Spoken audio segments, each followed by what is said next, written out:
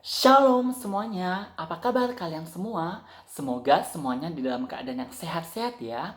Bersyukur pada pagi hari ini kita bisa bersama-sama berkumpul di rumah kita masing-masing. Kita mau beribadah chapel online kita. Nah teman-teman, Bapak Ibu semuanya, mari kita siapkan hati kita mau mulai ibadah kita. Mari kita bersatu di dalam doa. Bapak, sungguh kami bersyukur untuk kasih setiamu dalam kehidupan kami. Di tengah-tengah pandemi ini, Engkau tetap mengasihi kami, Engkau tetap menyertai kami, Engkau tetap melindungi kami. Terlebih Bapa, pada pagi hari ini, kami berkumpul dalam ibadah chapel online kami. Melalui media YouTube ya Tuhan, kami beribadah bersama-sama di tempat tinggal kami masing-masing. Tuhan, pimpin ibadah kami ini dari awal, pertengahan, hingga akhir.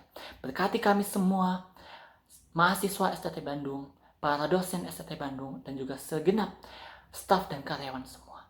Tuhan, kami mau datang kepadamu dengan segenap hati kami, dengan tulus hati. Kami mau berkumpul bersama, memuji Tuhan, menyembah Tuhan. Terima kasih Tuhan, di dalam nama Tuhan Yesus kami berdoa. Amin. Kasih setia Tuhan selalu melimpah dalam kehidupan kita. Penyertaan Tuhan selalu melindungi kita. Berkat kemurahan Tuhan, kita ada sampai hari ini. Saya mengajak teman-teman, Bapak Ibu semua, memuji Tuhan, menyembah Tuhan. Kita bersyukur karena berkat kemurahan Tuhan, kita bisa ada sampai hari ini. Mari kita naikkan pujian berkat kemurahan-Mu.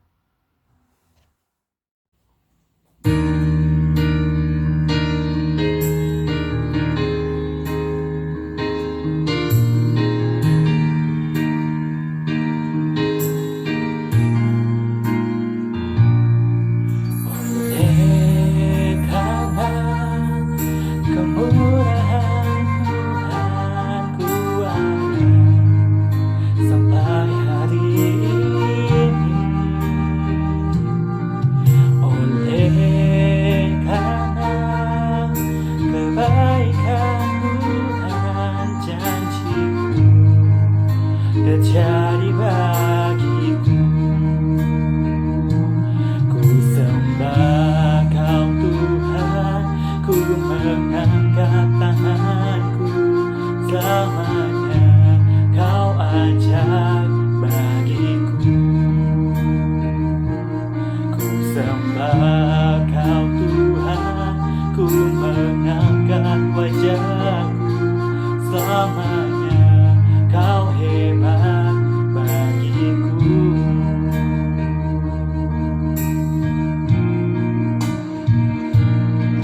Oleh karena kemurahan Tuhan, ku ada sampai hari ini. Oleh karena kebaikan terjadi bagiku, ku sembah Kau Tuhan, ku mengangkat tanganku, selamanya Kau ajaib bagiku. Ku sembah Kau Tuhan, ku mengangkat wajahku, selamanya Kau hebat bagiku.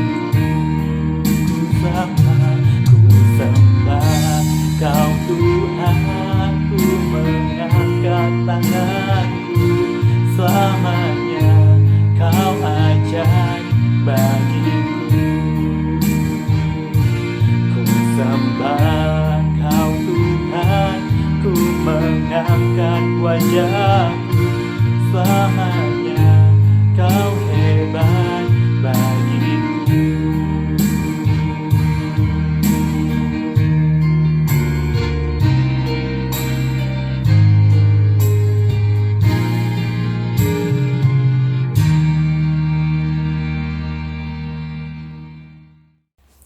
Allah yang kita sembah adalah Allah yang setia.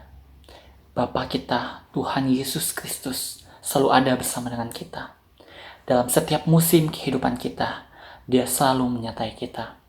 Oleh karena itu, jangan pernah takut.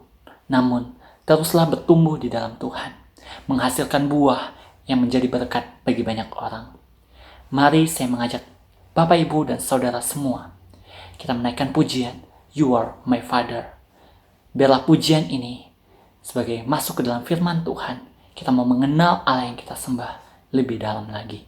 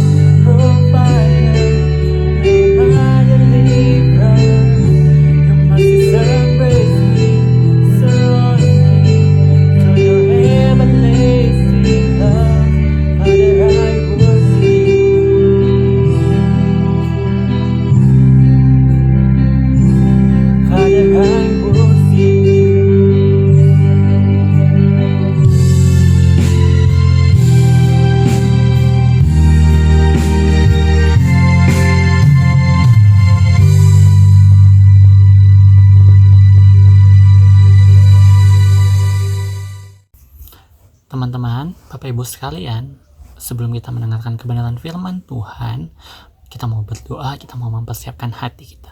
Mari kita bersatu di dalam doa. Bapa kami yang surga, kami sungguh bersyukur untuk kesempatan pada pagi hari ini kami bisa beribadah bersama. Terlebih kami akan mendengarkan kebenaran firman Tuhan. Tuhan, berkatilah firman Tuhan yang akan kami dengar pada hari ini. Biarlah kami tidak hanya sebagai pendengar firman Tuhan, tapi kami juga sebagai pelaku kebenaran firman Tuhan. Sehingga setiap firman Tuhan yang kami dengar bisa kami lakukan dalam kehidupan kami. Dan juga Kau pakai hamba-Mu yang akan menyampaikan kebenaran firman Tuhan.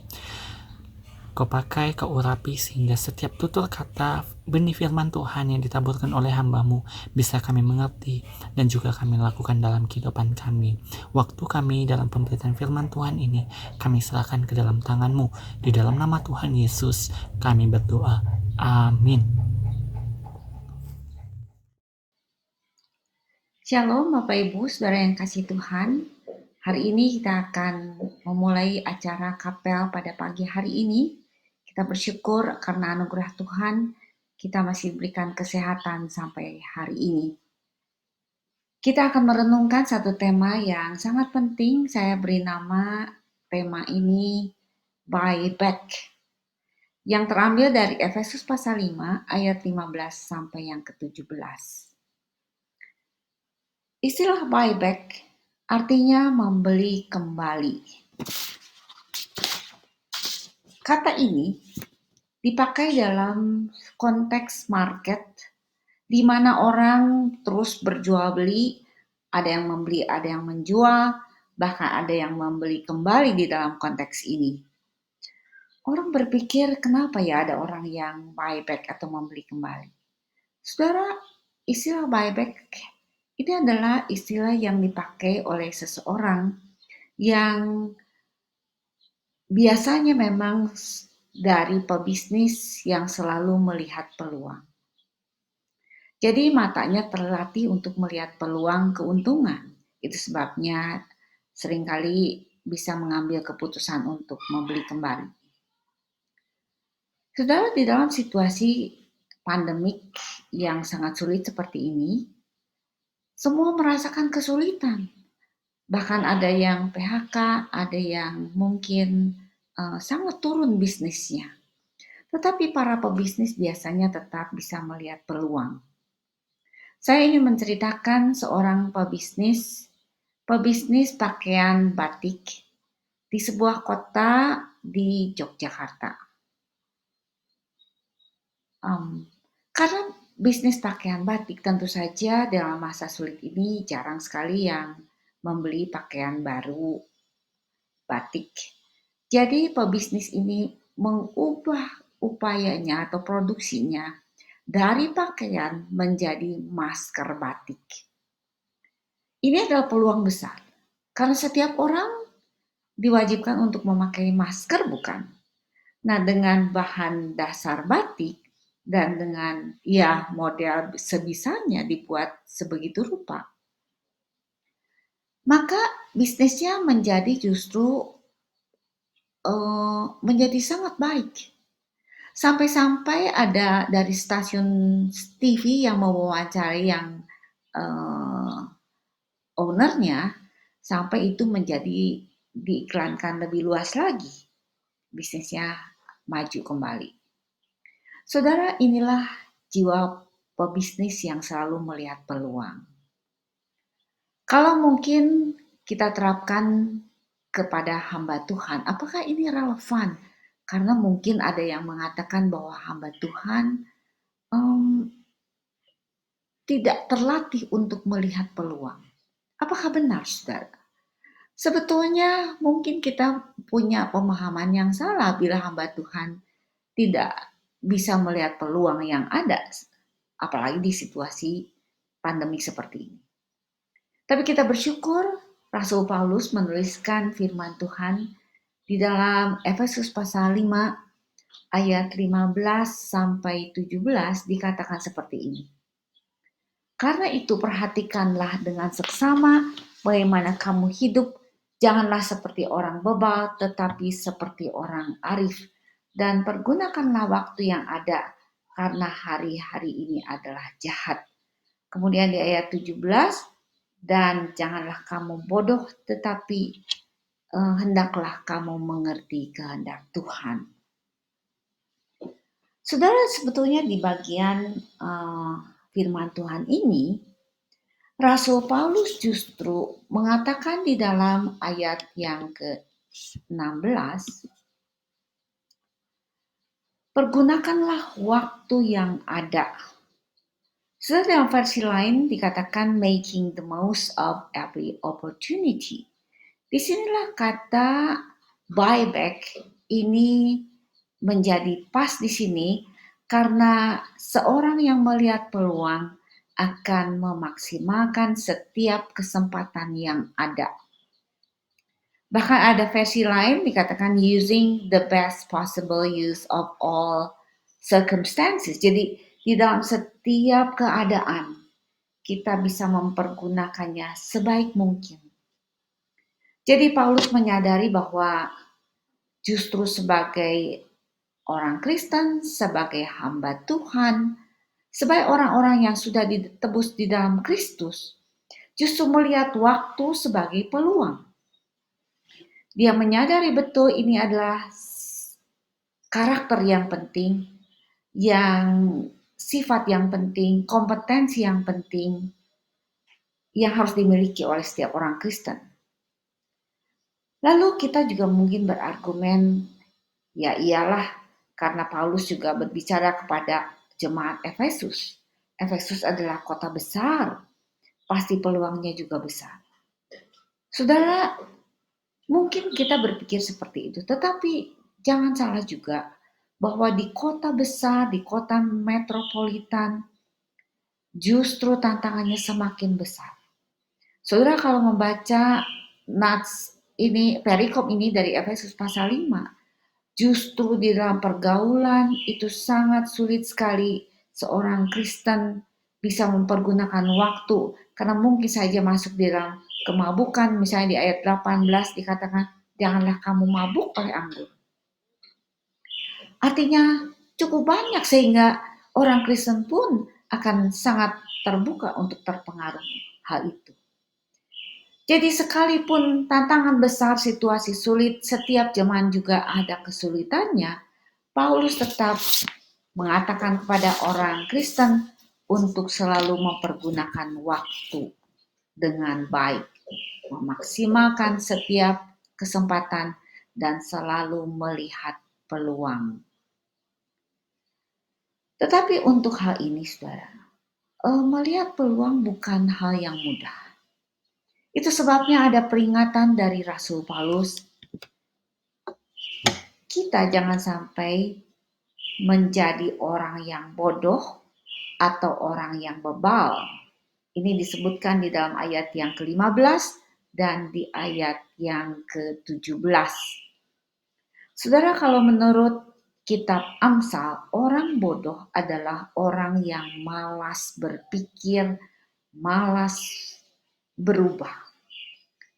Orang bodoh adalah orang sederhana yang tidak banyak pengalamannya dan karena dia malas, dia tidak ingin menambah pengalamannya, dia tidak mau bereksplorasi untuk menambah pengalaman yang baru.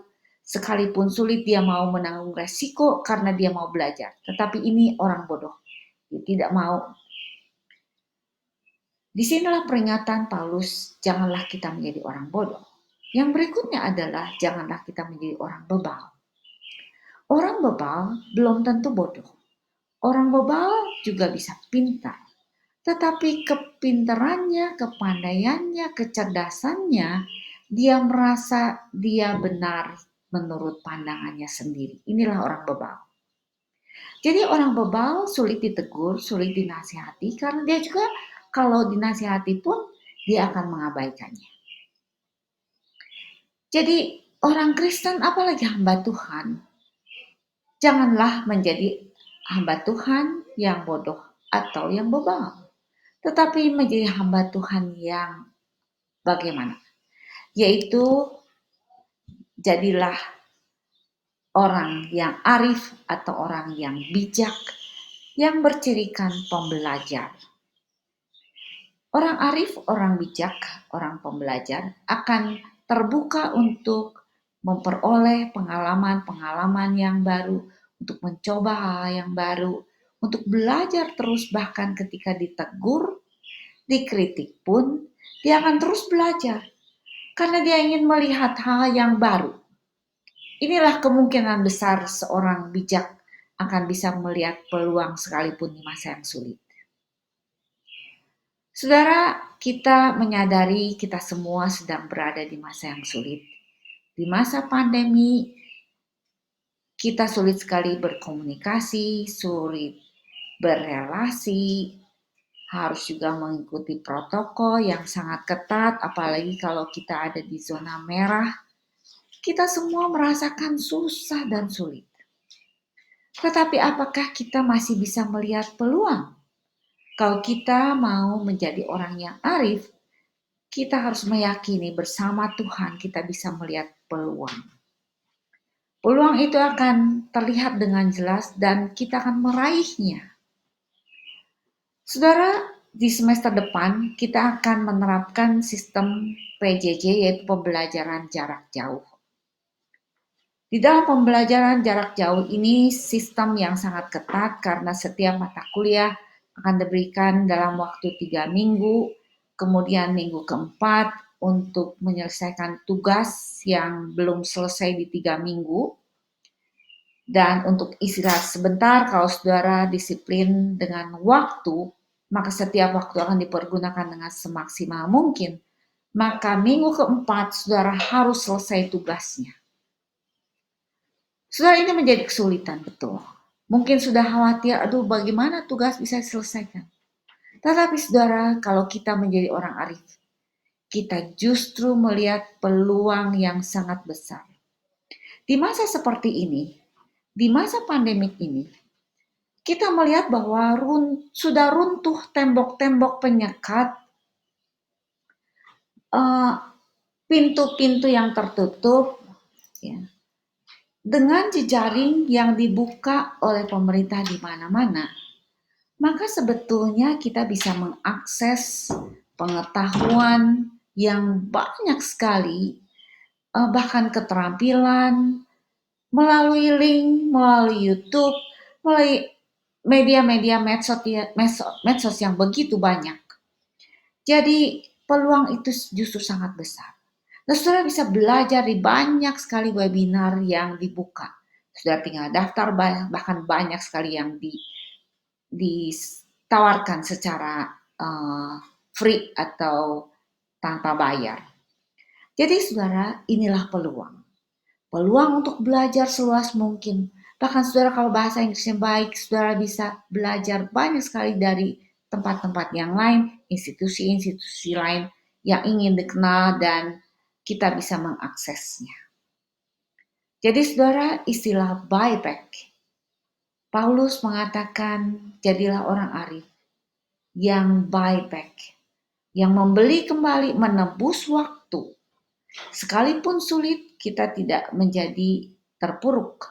Kita tetap akan maju, kita tetap akan mencapai prestasi.